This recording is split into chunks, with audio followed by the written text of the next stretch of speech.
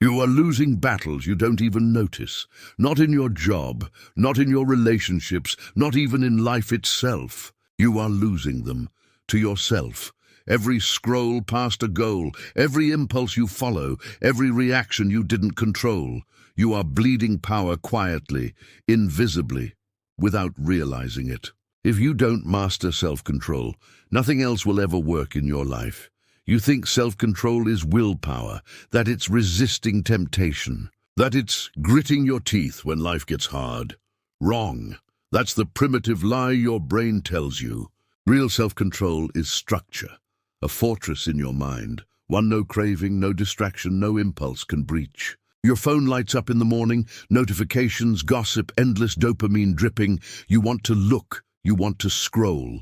The world wants you weak, reactive, impulsive. A distracted mind is a weak mind. A weak mind is easy to control. But when you build real self-control, you don't react, you respond, you decide. Imagine a hunter 400 years ago.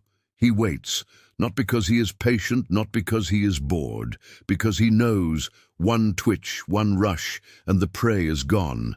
That hunter lives in your brain now. Every impulsive text, snack, scroll is missed prey. Psychologist Walter Mischel's famous marshmallow test, children who could wait, delay gratification, did better in life. Here's the secret. They weren't just resisting, they were controlling attention, redirecting focus. That is self-control mastery. Not struggling, not saying no, but focusing right. Take 5 minutes every morning. Focus on one task. No phone, no music, no distractions. Watch your mind wander. Each time it does, bring it back. That is your brain training. That is building the fortress. Why self-control is more important than talent. Talent loses to discipline every single time. Smart people fail because they can't control themselves. Impulse destroys genius faster than failure ever could. The average person checks their phone 150 times per day. 150 micro-decisions surrendered. 150 moments of attention stolen. Imagine your energy, your focus, your potential draining away silently. Your worst enemy isn't your boss, your competitors, or your friends. It's your own impulses. The tiny choices that feel good now, but cost later. Self-control mastery is winning over your internal enemy. Every second, every day. Exercise 2, the 1-minute pause. Before reacting to anything, message, email, comment, temptation, pause 60 seconds. Breathe, observe, decide.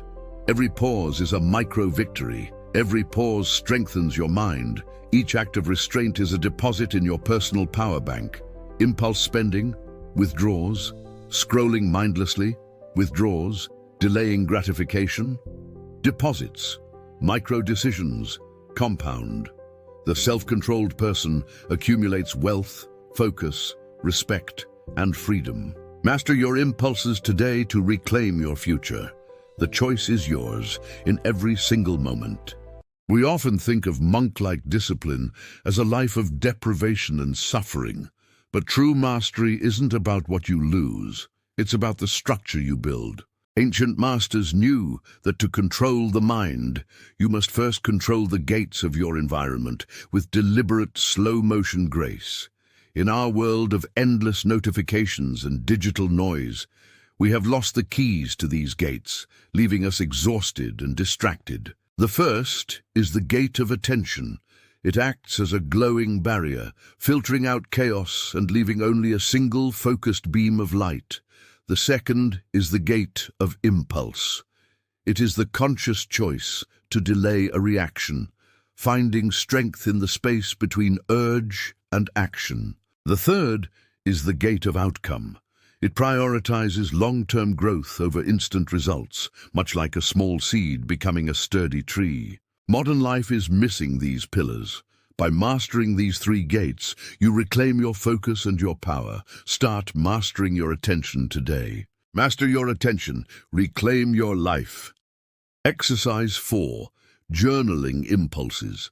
Write down every impulse you act on for a week. Next to it, write the long-term consequence. Seeing the pattern builds awareness, the first step to mastery. Why do most people fail? They confuse willpower with discipline. They fight urges instead of redirecting focus. They think self-control is deprivation, not selective action. The master doesn't resist, he chooses. He directs attention, decides, and preserves energy for what matters. Every uncontrolled impulse is a lost second of life, a lost chance at mastery, a lost ounce of power. Self-control mastery is your invisible weapon, your inner fortress, your edge in a world of chaos. Start small, pause, focus, redirect, build structure, build fortress, build power.